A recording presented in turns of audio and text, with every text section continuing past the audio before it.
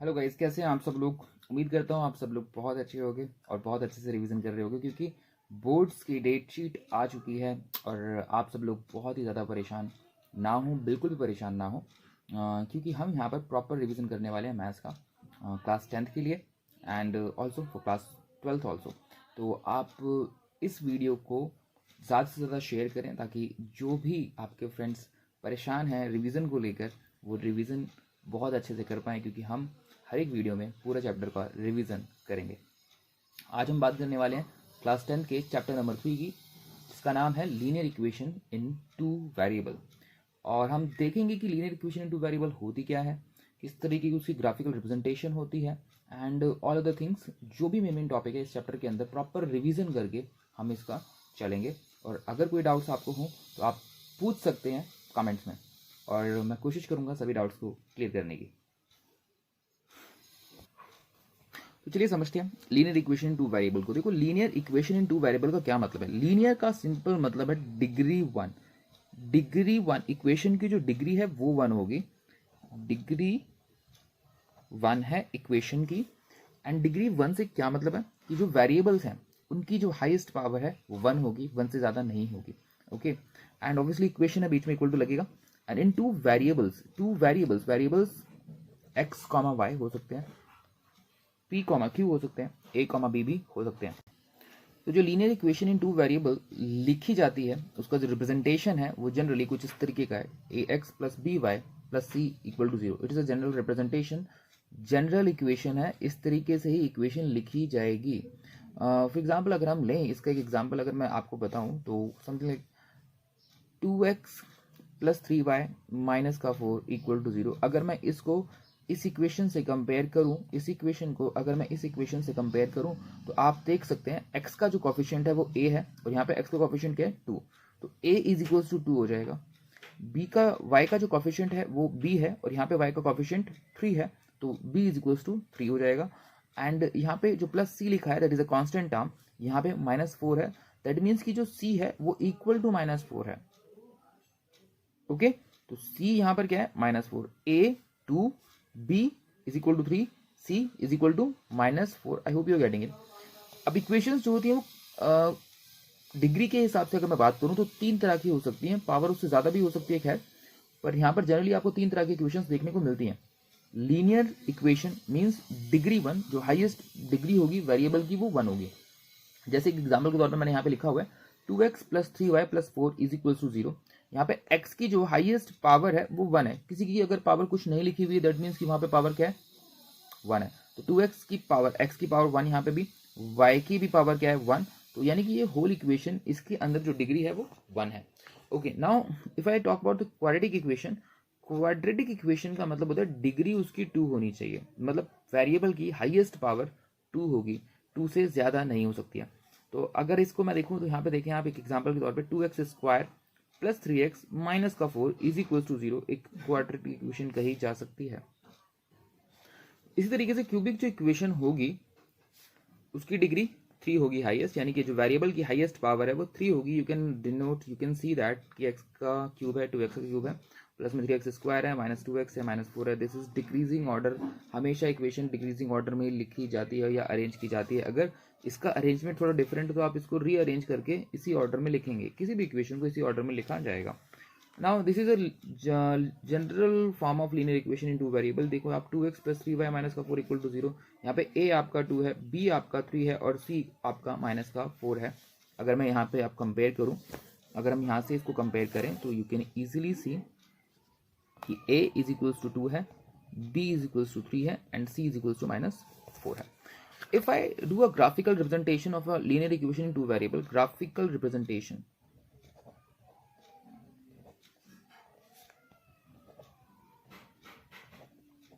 अगर हम graphical representation की बात करें लीनियर इक्वेशन टू वेरिएबल की, तो वो एक स्ट्रेट लाइन होती है। वो क्या रिप्रेजेंट करती है, स्ट्रेट लाइन। ओके, तो graphical representation of linear equation in two variable मतलब कि एक स्ट्रेट लाइन ड्रॉ होगी। लेट्स सपोज मैं एक रफ फिगर बनाता हूं। This is positive direction of X axis, this is negative direction of X axis, can be written as X dash, and ये positive direction of Y axis and this is the negative direction of y axis, that is y dash. So अगर कोई भी line अगर आप बनाना चाहते हैं, suppose करें आप किसी एक लाइन की इक्वेशन में कहता हूँ x minus y is equals to 4, ये एक linear equation in two variable है, इसकी इक्वेशन आप बनाना चाहते हैं, इसको आप ग्राफिकली ड्रॉ करना चाहते हैं, तो हाउ वुड यू डू? सबसे पहले आप x इक्वल टू इस y के वेरिएबल को, क्योंकि ये माइनस का y है, उधर जाएगा तो पॉजिटिव हो जाएगा, तो x equal to 4 plus y, मैंने क्या किया, x को y के टर्म्स में लिख लिया। अब ऐसा करने के बाद आपको क्या करना है, आपको 3 पॉइंट्स निकालने हैं। आप 3 पॉइंट्स कैसे निकालेंगे, यहाँ पर आप x और y के लिए एक बॉक्स बना लेंगे। मैं बहुत छोटा सा बॉक्स यहाँ पे बना रहा हूँ आपको बस समझाने के लिए। मैं यहाँ पे 2 पॉइंट लेता हूँ ताकि आपको बहुत बेहतर नॉलेज आ सके, और उन दोनों पॉइंट्स को हम यहाँ पे डिनोट कर लेंगे, and it will be very easy to draw a graphical representation of a linear equation in two variable. देखें, सबसे पहले मैंने क्या किया, ये जो इक्वेशन थी इसको रीअरेंज किया, x को लिखा y के टर्म्स में। ओके, अब मुझे क्या करना है, जैसे जैसे मैं y की वैल्यूज पुट करता जाऊंगा वैसे वैसे मेरे पास x की वैल्यूज आती जाएंगी। फॉर एग्जांपल, अगर मैं y की वैल्यू 0 पुट करता हूं तो you can see x is equal to 4 plus 0 हो जाएगा, तो x इक्वल टू 4 बचेगा, तो आंसर मेरा आ गया x इक्वल टू 4। यानी कि अगर y की वैल्यू 0 है तो x की वैल्यू क्या होगी आपके पास 4, तो ये आपको पहला पॉइंट मिल गया 4,0। ओके, नाउ अगर आप y की वैल्यू पुट करते हैं 2, तो x की वैल्यू क्या मिल जाएगी 4 प्लस 2, तो x इक्वल टू हो जाएगा 6। आप इसके कितने भी पॉइंट निकाल सकते हो, जितना आप निकालना चाहो उतने निकाल सकते हो, बट इक्वेशन को ड्रॉ करने के लिए आप 3 पॉइंट या 2 पॉइंट से भी काम चला सकते हो। मैंने यहाँ पे 2 पॉइंट्स निकालकर आपको बताए हैं, पहला है 4,0 और दूसरा है 6,2। इससे आप बहुत आसानी से इस इक्वेशन का ग्राफ ड्रॉ कर पाओगे। अच्छा, एक क्वेश्चन यहाँ पर बनता है कि यार कितने सॉल्यूशंस हो सकते हैं एक लीनियर इक्वेशन इन 2 वेरिएबल के? तो लीनियर इक्वेशन इन 2 वेरिएबल के इनफाइनाइटली मैनी सॉल्यूशंस हो सकते हैं, मतलब इनफाइनाइट सॉल्यूशंस हो सकते हैं किसी एक लाइन। इट सिंपली मींस कि एक लाइन के ऊपर कितने पॉइंट्स बनते हैं, जो भी पॉइंट्स किसी लाइन के ऊपर बनते हैं वो उसके सॉल्यूशन होते हैं। तो अब मैं अगर बात करूं कि कितने सॉल्यूशंस होते हैं, तो आप समझ पाते हो ना कि एक लाइन बहुत सारे पॉइंट्स से मिलकर बनती है, और अगर हर एक पॉइंट उसका सॉल्यूशन है, दैट मीन्स कि उस इक्वेशन के बहुत सारे सॉल्यूशंस निकल सकते हैं। तो देख पा रहे हो गए आप, यहाँ पे मैं जैसे जैसे y की वैल्यू चेंज करूंगा वैसे वैसे x की वैल्यूज आती रहेंगी, और जितनी मर्जी आप y की वैल्यू डालो, 1 2 3 100 400 500 1000 10,000 lakh, you can put anything, y is equals to anything, then x will be something you will get। तो हर y की वैल्यू के लिए कुछ ना कुछ x आपको मिल जाएगा, और ऐसे बहुत सारे पॉइंट मिल जाएंगे। That means you can say कि लीनियर इक्वेशन इन 2 वेरिएबल के कितने सॉल्यूशंस होते हैं, इनफाइनाइट सॉल्यूशंस होते हैं एक इक्वेशन के। बट यहाँ पर हम पेयर ऑफ लीनियर इक्वेशन की बात करेंगे, वो एक अलग चीज है। फिलहाल मैं इसका ग्राफिकल रिप्रेजेंटेशन आपको करके दिखा देता हूँ। Let's suppose this is a point origin, 0,0 point है ये। यहाँ पे हम 1 रखते हैं, यहाँ पे 2 रखते हैं, यहाँ पे 3 रखते हैं, यहाँ पे 4 5 6 7 8। It's a rough representation simply, and यहाँ पे मेरा 1 हो जाएगा, यहाँ पे मेरा 2 हो जाएगा, और यहाँ पे मैं 3 डिनोट कर देता हूँ। दिस इज -1 और दिस इज -2। खैर मुझे माइनस लेने की जरूरत नहीं है, बट फिर भी मैं यहाँ पे रिप्रेजेंट कर रहा हूँ। ओके, नाउ 4,0 x की वैल्यू 4, तो आप ओरिजिन से स्टार्ट करेंगे, x डायरेक्शन में 4 जाएंगे आप। आई थिंक आपको ये चीज़ आती होगी, बट स्टिल अगर नहीं भी आती तो आप इसको समझ सकते हो। x की वैल्यू 4 एंड y की वैल्यू आप यहाँ पे देख पा रहे क्या है 0, तो मतलब y क्या है, y की डायरेक्शन में आपको कितना जाना है 0 जाना है, तो मतलब जाना ही नहीं ना ऊपर। y की डायरेक्शन में 0 जाना है, तो मतलब y की डायरेक्शन में आपको जाना ही नहीं है, तो मतलब वो जो 4,0 पॉइंट है वो एक्चुअली यहीं पे लाई करता है। और ये बात आपको समझने वाली है कि अगर y की वैल्यू 0 है और x की वैल्यू कुछ भी है, तो वो पॉइंट एक्चुअली x एक्सिस पे लाई करता है, और अगर x की वैल्यू 0 आ जाती है तो वो पॉइंट एक्चुअली y एक्सिस पे लाई करेगा। Okay, so this is the first point जो कि हमें मिला। सेकंड पॉइंट की हम बात करें तो y की वैल्यू 6 है, यहाँ पे y की वैल्यू 6, आप 0 से स्टार्ट करेंगे, ओरिजिन से स्टार्ट करेंगे, और x डायरेक्शन में आप 6 यूनिट्स जाएंगे। एंड देन y की वैल्यू कितनी है 2, x 6 है y 2 है, तो y की वैल्यू 2, यानी कि आप यहां से अब y डायरेक्शन में 2 यूनिट्स जाएंगे, तो 1 यूनिट 2 यूनिट। तो दिस इज सेकंड पॉइंट आपका। तो ये हमारा फर्स्ट पॉइंट है, ये हमारा सेकंड पॉइंट था। अगर मैं इसका ग्राफ ड्रॉ करूं तो मेरे को ये ग्राफ मिल जाएगा। तो this is the equation of the line x minus y equal to 4। I hope you must be getting it, ठीक है। So this is the graphical representation of the linear equation in 2 variable.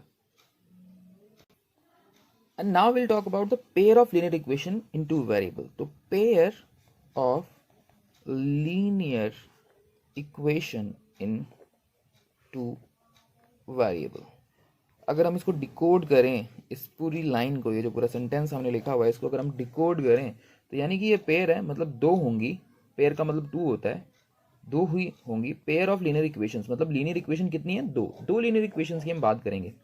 Okay, अभी तक हमने एक equation की बात की थी, अब हम यहाँ पे पेयर ऑफ लीनियर इक्वेशंस की बात करेंगे, मतलब वैसी ही इक्वेशंस पर दो इक्वेशन इन टू वेरिएबल, दोनों की दोनों टू वेरिएबल्स में होंगी। ये सिंपली कुछ इस तरीके से लिखी जाएंगी, a1x plus b1y plus c1 equal to 0, ये हमारी फर्स्ट लीनियर इक्वेशन हो गई। एंड सेकंड कुछ इस तरीके से लिखी जाएगी, a2x plus b2y plus c2 equal to 0। ये दो पेयर ऑफ लीनियर इक्वेशंस हमारे पास इस तरह के फॉर्म में होंगे।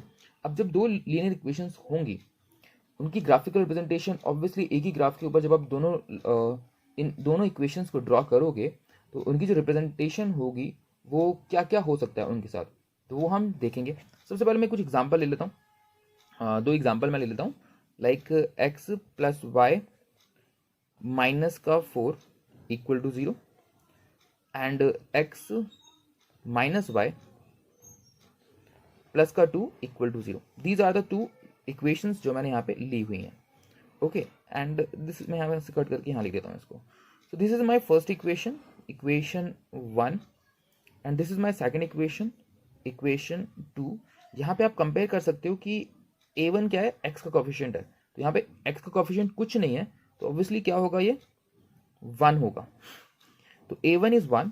अच्छा, b1 क्या है, y का कोफिशिएंट है, तो y का कोफिशिएंट यहाँ पे कुछ नहीं है, तो प्लस 1 होगा, तो b1 प्लस 1 है आपका। अच्छा, c1 कांस्टेंट है, तो c1 इज इक्वल्स टू -4 है, यू कैन कंपेयर। सेकेंड वाली इक्वेशन की बात करें तो a2 जो है हमारा x का कोफिशिएंट है, x का कोफिशिएंट यहाँ पे 1 है, तो यानी a2 भी 1 है। b2 हमारा क्या है, -1, एंड c2 हमारा क्या है, +2। तो यहाँ से आप कंपेयर करके ये सारी चीजें लिख लेंगे। सबसे पहले तो a1 है हमारा 1, b1 है हमारा 1, c1 है हमारा -4। नाउ a2 है हमारा 1, b2 है हमारा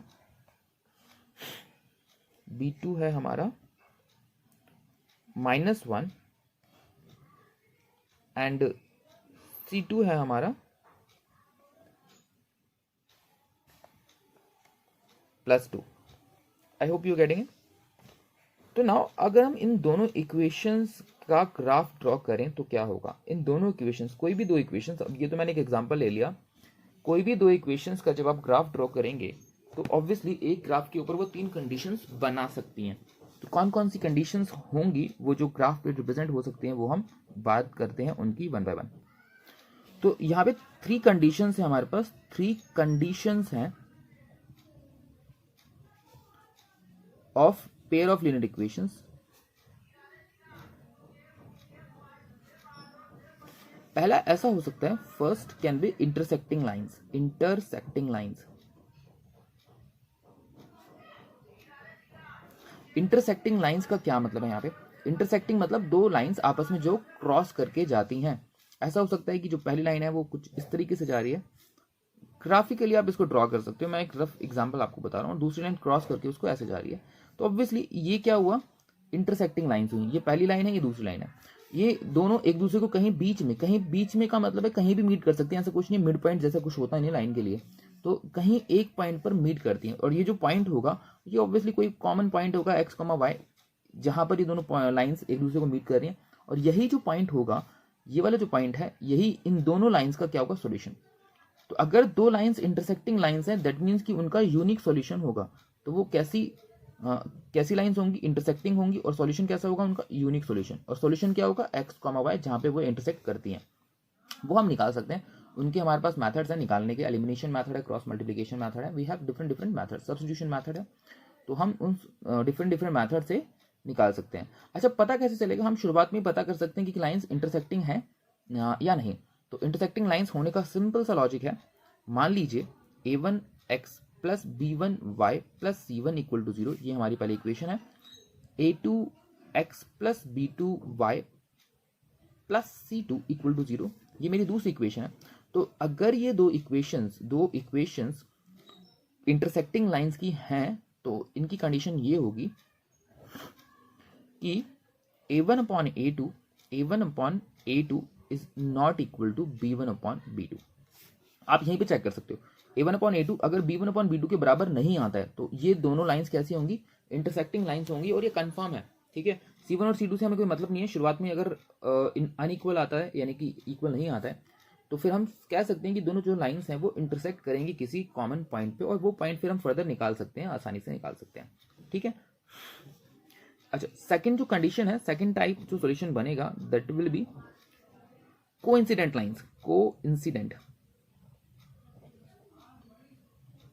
अच्छा, कोइंसिडेंट लाइंस क्या हो सकती हैं? कोइंसिडेंट लाइंस का मतलब है जब कोई चीज किसी दूसरी चीज के ऊपर, सेम ही चीज के ऊपर हो, एक दोनों मतलब एक चीज दूसरे के ऊपर हो तो हम कहते हैं कोइंसिडेंट। और लाइन के केस में भी यही होगा।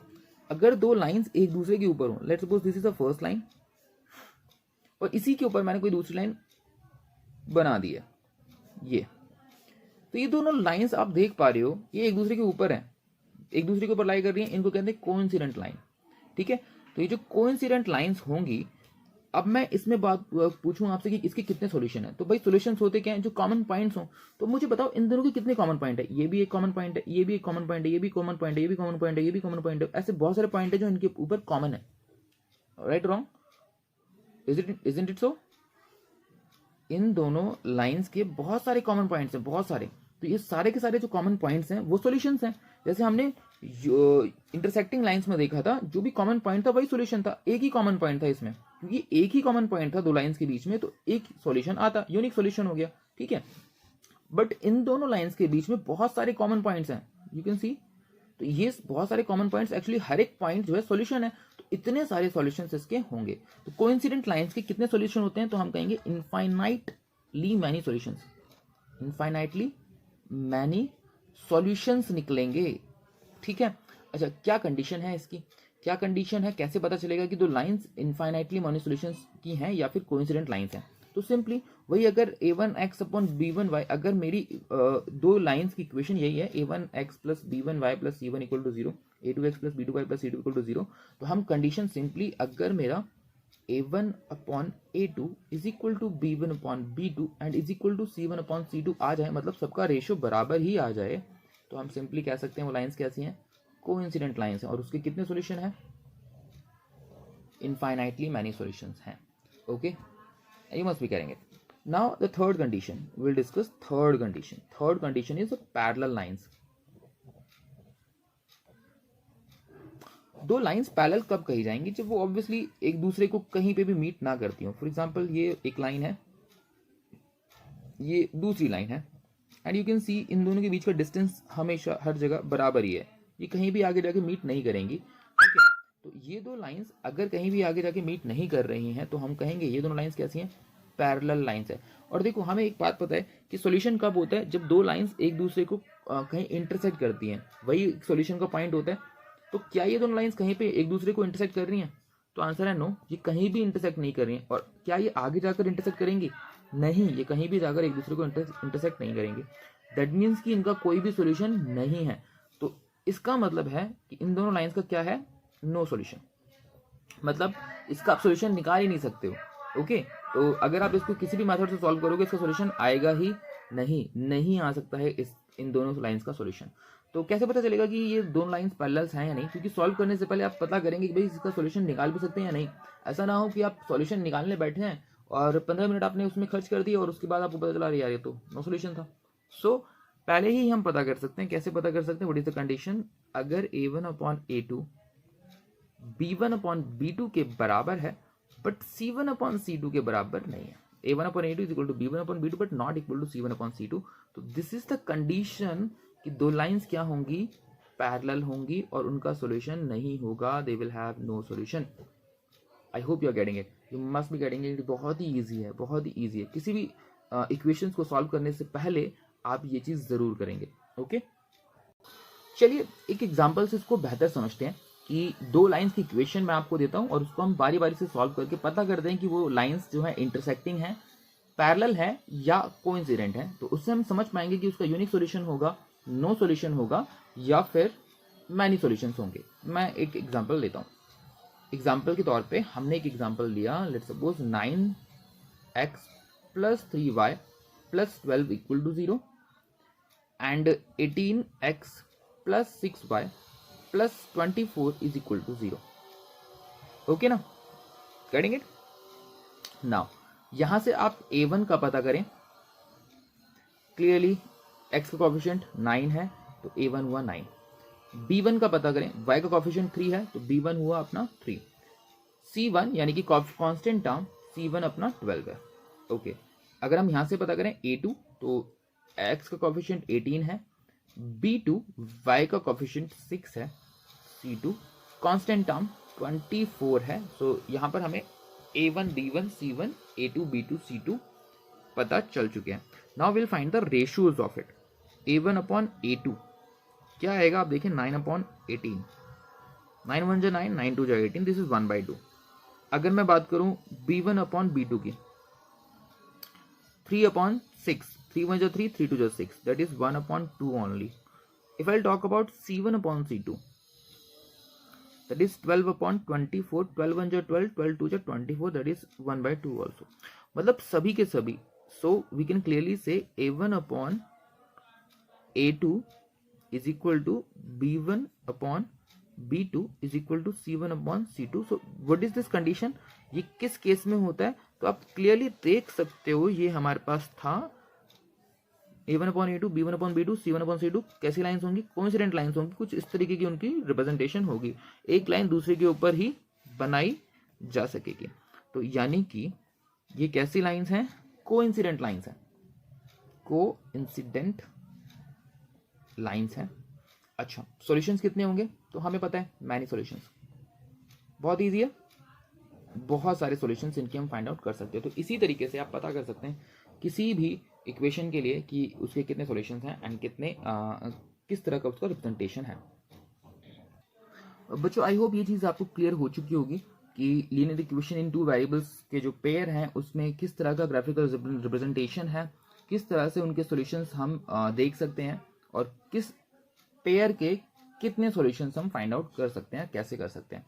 खैर इस चैप्टर के अंदर ये जो बहुत बेसिक सी बातें हैं और उसके बाद जो इंपॉर्टेंट बात आती है वो ये है कि जो थ्योरेटिकल क्वेश्चंस आपके पास होंगे उन क्वेश्चंस को आप इक्वेशंस में कन्वर्ट कर पाएं, और कन्वर्ट करने के बाद देखो सॉल्यूशन निकालना कोई बहुत बड़ी चीज़ नहीं है, बट वो जो इक्वेशन आप बनाओगे वो सबसे इंपॉर्टेंट है। तो थ्योरेटिकल क्वेश्चन को इक्वेशन में कन्वर्ट करना सबसे इम्पॉर्टेंट काम है। अगर वो आप कर लेते हो, वो आप सही से कर लेते हो, तो हमारे पास 3 मैथड्स हैं, सब्स्टिट्यूशन है, एलिमिनेशन है, क्रॉस मल्टीप्लिकेशन है। आप किसी भी मेथड को लगाकर आंसर आसानी से निकाल सकते हो। तो आप वो समझो कि वो कैसे करना है, बहुत इजी प्रोसेस है इसका, कोई भी बहुत बड़ी बात नहीं है इसके अंदर। तो यहाँ पे हम एक एग्जाम्पल ले रहे हैं और इस एग्जाम्पल से हम समझेंगे कि किस तरीके से इक्वेशन बनाई जाती है और उसको फिर किस तरीके से सॉल्व किया जाता है। देखो मैं बारी बारी से सभी जो मेथड्स हैं उनको सॉल्व अलग अलग से नहीं करके दिखाऊंगा क्योंकि वो टाइम कंज्यूमिंग होगा और वीडियो बहुत लंबी हो जाएगी। तो मैं क्या कर रहा हूँ कि क्वेश्चंस ले रहा हूँ और क्वेश्चंस लेकर हम एक एक मेथड लगाएंगे और हम उसको समझ पाएंगे कि कौन सा मेथड किस तरीके से वर्क करता है। तो सबसे जो मेन काम जो मैं बोल रहा हूँ आपको, अगर आप ये समझ पाते हो कि भाई इक्वेशन कैसे बनानी है, तो मतलब समझ लो कि आपने जंग जीत ली। अगर आपको ये पता नहीं चल रहा कि यार इक्वेशन कैसे बनानी है, तो फिर अभी जंग के लिए आपको हथियार तो मिल गए हैं आपको, लेकिन अभी आप उनको चलाना नहीं जानते हो। तो चलाना सीखते हैं कि हथियार कैसे चलाते हैं। चलिए, the difference between the two number is 26। मतलब दो नंबर्स हैं, उनके बीच का डिफरेंस समझ पाते हो आप? अंतर कितना है? दो नंबर्स के बीच में अंतर है 26। And one number is 3 times, जो एक नंबर है वो 3 टाइम्स है द अदर, मतलब दूसरे का 3 गुना है। Find them. सबसे पहले पहली जो कंडीशन दी हुई है, अगर मैं आंसर की बात करूं, अकॉर्डिंग टू द क्वेश्चन चलेंगे हम कि जो क्वेश्चन कहता है वैसा ही चलना है हमें। The difference between the two number is 26, मतलब दो नंबर के बीच का डिफरेंस 26 है। तो सबसे पहले तो मैं कुछ मान लेता हूं। Let us assume first number equal to में x एंड सेकेंड नंबर को हम मान लेते हैं 5। अब क्योंकि क्वेश्चन कह रहा है कि दोनों के बीच का डिफरेंस कितना है, दोनों के बीच का डिफरेंस है 26। दोनों के बीच का डिफरेंस कितना है? 26। So according to the question x minus y is equal to 26। अच्छा, ये मैंने क्या माना है कि x माइनस वाई 26 का मतलब है कि x is greater than y, ये मैंने माना है ऐसा। अगर मैं y को बड़ा मानता तो मैं y minus x equal to 26 लिखता। आई होप आप समझ पा रहे हो, जो बड़ा होगा वो आगे आएगा और जो छोटा होगा पीछे आएगा माइनस के, है ना। तो ये मेरे को मिल गई first equation. Okay, now second की बात करते हैं। सेकंड इक्वेशन हमें इक्वेशन से ही मिलेगी, क्वेश्चन आप रीड करें आगे। And one number is 3 times the other, मतलब एक जो नंबर है वो दूसरे का 3 गुना है। तो ऑब्वियसली बड़ा कौन है, x बड़ा है, तो x ही y से 3 गुना हो सकता है, x ही y के 3 गुना हो सकता है ना। मतलब x हमने पहले से माना हुआ है कि x बड़ा है, तो x जो है वो ही तो y के 3 गुना हो सकता है। y तो x के 3 गुना नहीं हो सकता क्योंकि y तो छोटा है भाई, और अगर y को मैं 3 गुना कर दूंगा x के तो y तो बड़ा हो जाएगा। तो अगर मैंने x को बड़ा माना हुआ है तो मैं लिखूंगा सेकंड इक्वेशन के लिए कि x is equals to 3 times मतलब multiply y, x is equal to 3 times y। I hope you getting it. x जो है वो 3 गुना है सेकंड नंबर के, फर्स्ट नंबर सेकंड के 3 गुना है, तो x is equal to 3 times तो y। तो यानी कि सिंपली क्या हुआ, x इक्वल टू 3y। अगर मैं इसको कंपेयर करूं, कन्वर्ट करूं, ये x minus 3y is equal to 0 आ जाएगा। तो ये मेरी इक्वेशन सेकंड आ गई, आप समझ पाए। ये है मेरी फर्स्ट इक्वेशन और ये है मेरी सेकंड इक्वेशन। ओके, तो ये हमारे पास 2 इक्वेशंस आ गए हैं। अब मैं इन इक्वेशंस को किसी भी मेथड से सॉल्व कर सकता हूं। आप सब्स्टिट्यूशन मेथड से चाहे तो सॉल्व करें, आप एलिमिनेशन से चाहे तो सॉल्व करें, आप क्रॉस मल्टीप्लिकेशन से चाहे तो सॉल्व करें। हम यहाँ पे एलिमिनेशन मेथड का इस्तेमाल करते हैं, एलिमिनेशन मेथड का इस्तेमाल करते हैं और सॉल्यूशन हम निकालते हैं। देखें, पहली जो इक्वेशन है मेरी x minus y is equal to 26 है। दूसरी जो इक्वेशन है मेरी x माइनस का 3y इज इक्वल टू 0 है। ओके, यहां पर एलिमिनेशन मेथड को लगाते समय एक बात का ध्यान रखना है कि जो कोफिशिएंट हो किसी भी एक वेरिएबल का वो सेम हो जाना चाहिए। अगर नहीं है तो आप उसको सेम बनाएंगे by multiplicating some constant. But luckily यहाँ पर मेरा x का जो कोफिशिएंट है 1 है और यहाँ पे भी x का कोफिशिएंट 1 है, तो कोफिशिएंट तो सेम ऑलरेडी है। ठीक है, तो जब कोफिशिएंट ऑलरेडी सेम है तो फिर मेरे को कुछ ज्यादा सोचने की जरूरत नहीं है।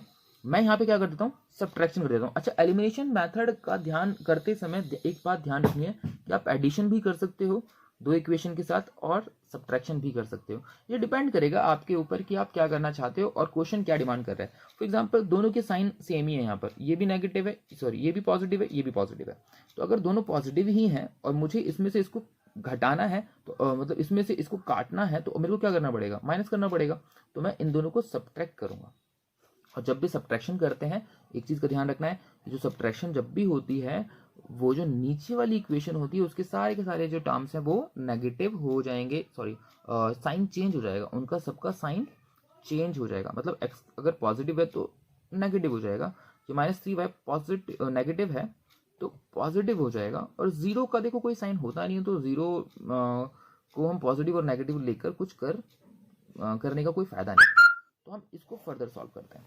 देखो x positive x negative cancel out हो गया, माइनस का y और ये प्लस का 3y। देखो ये पहले था माइनस, ये माइनस पहले था, अब ये प्लस हो चुका है तो आप इसको प्लस ही काउंट करोगे। तो माइनस का 1y और प्लस का 3y, तो प्लस माइनस क्या होता है, माइनस होता है, प्लस माइनस माइनस होता है। तो यानी कि 3 में से 1 को माइनस करेंगे तो मेरे को क्या मिल जाएगा, 2y मिल जाएगा। अच्छा, फिर साइन यहाँ पर क्या आएगा, पॉजिटिव आएगा कि नेगेटिव आएगा, आप जरा बताएं। पॉजिटिव आएगा, रीजन क्योंकि जो बड़ा होता है उसके आगे जो साइन होता है वही साइन आंसर में आता है। और बड़ा कौन है, 3, और उसके आगे पॉजिटिव है, नेगेटिव नहीं है, पॉजिटिव है उसके आगे पॉजिटिव है, तो यहाँ पे क्या आएगा, पॉजिटिव। तो 2y इज इक्वल टू, अच्छा 26 में से अगर आप 0 माइनस भी कर लेते हो या 0 प्लस भी कर लेते हो कोई फर्क नहीं पड़ेगा, नहीं 26 ही रहेगा। तो मेरे को आंसर मिल जाएगा y इज इक्वल टू 26/2 जो कि आता है 13। y इज इक्वल टू 13 आपका y कोऑर्डिनेट मिल गया। नाउ अगर मैं y की वैल्यू 13 किसी भी इक्वेशन में पुट कर दूं, चाहे इक्वेशन 1 में चाहे इक्वेशन 2 में, किसी में भी y की वैल्यू पुट करो और आपको x की वैल्यू मिल जाएगी। So put y is equal to 13 in equation 1, x minus y equal to 26 हमारे पास इक्वेशन है। सो x माइनस का y की जगह पे क्या रखेंगे, 13 इज इक्वल टू 26। तो x इक्वल टू, ऑब्वियसली देखो ये माइनस का 13 है, उधर जाके प्लस हो जाएगा, तो 26 प्लस 13, तो x मेरे को क्या मिल जाएगा, 39। दैट मीन्स कि जो मेरे नंबर्स हैं, फर्स्ट नंबर क्या है, फर्स्ट नंबर है मेरा 39 और सेकंड नंबर क्या है, y की value, y is the second number, that is y, that is 13। तो ये हैं हमारे दोनों नंबर्स। और इन दोनों इक्वेशंस को अगर आप ग्राफिकली रिप्रेजेंट करोगे तो वो आपका 39, 13 पे जाकर मीट करेंगी, इसका यूनिक सॉल्यूशन होगा। आई होप आपको ये बात समझ में आ गई कि किस तरीके से किसी भी क्वेश्चन का हमें सॉल्यूशन निकालना है और किस तरीके से उसको फर्दर सॉल्व करना है। यहाँ पर हमने एलिमिनेशन मेथड देखा। एलिमिनेशन मेथड में हम एडिशन भी कर सकते हैं, सब्ट्रैक्शन भी कर सकते हैं। ध्यान रखेंगे कि एडिशन अगर हम करेंगे, जैसे हमने यहाँ पे क्या किया था सब्ट्रैक्शन, तो मैंने साइन चेंज किए नीचे वाले के। अगर मैं यहाँ पे एडिशन करता तो मैं साइन चेंज नहीं करता। एडिशन के केस में नीचे वालों के या ऊपर वालों के किसी के भी साइन चेंज नहीं होते। और हम कैसे पता करेंगे कि हमें एडिशन करना है कि सब्ट्रैक्शन करना है? हमें सिर्फ ये देखना है कि अगर दोनों के साइन सेम ही हो, दोनों जो वेरिएबल्स हैं उनके साइन सेम ही हो, तो आप सब्ट्रैक्ट कर दें। और अगर दोनों के साइन डिफरेंट हो, ठीक है ना, देखो कोफिशिएंट तो सेम है ही है, बट साइन अगर डिफरेंट होते, जैसे इन दोनों के साइन तो सेम ही थे तो मैंने सब्ट्रैक्शन किया। अगर इन दोनों के साइन डिफरेंट होते, लाइक ये नेगेटिव होता ये पॉजिटिव होता, तो फिर नेगेटिव पॉजिटिव तो अपने आप ही कैंसिल आउट हो जाएंगे। वो किस में होंगे? एडिशन में। तो फिर अब हम एडिशन करते, और एडिशन करते तो फिर किसी के भी साइन चेंज नीचे वाले के नहीं होते। ओके, आई होप आप इस बात को समझ गए होंगे। और अब इस चैप्टर में आपको कोई भी डाउट हो तो आप मुझसे पूछ सकते हो। और इस चैप्टर का रिवीजन अगर आपको करना है तो आप बस थ्योरेटिकल क्वेश्चंस के ऊपर ध्यान दें। जितने क्वेश्चंस आप थ्योरी के कर पाएंगे, जितनी आप इक्वेशंस बना पाएंगे, उतना आपके लिए बेहतर है, क्योंकि इस चैप्टर में से आपको मेन थ्योरेटिकल क्वेश्चंस आएंगे। 1-2 मार्क्स में आपको पूछ लेता है कोइंसिडेंट लाइंस हैं कि पैरेलल लाइंस हैं कि इंटरसेक्टिंग लाइंस हैं, तो वो मैंने आपको बता ही दिया है, उसकी कोई बहुत बड़ा इशू नहीं है। तो हम मिलते हैं फिर नेक्स्ट वीडियो में। तब तक के लिए मैं आकाश राजपूत आपसे अलविदा लेता हूँ, और आप अपना बहुत ध्यान रखें, एग्जाम की बहुत बेहतर तैयारी करें। और अगर कोई भी डाउट्स हो तो आप हमसे कमेंट सेक्शन में पूछें, और इस वीडियो को लाइक करें, शेयर करें और हमारे चैनल को सब्सक्राइब करें। आने वाली वीडियोस में हम बहुत सारे आपके डाउट्स को क्लियर करेंगे और सभी चैप्टर्स की हम वीडियोस बनाएंगे। Thank you so much. जय हिंद, जय भारत।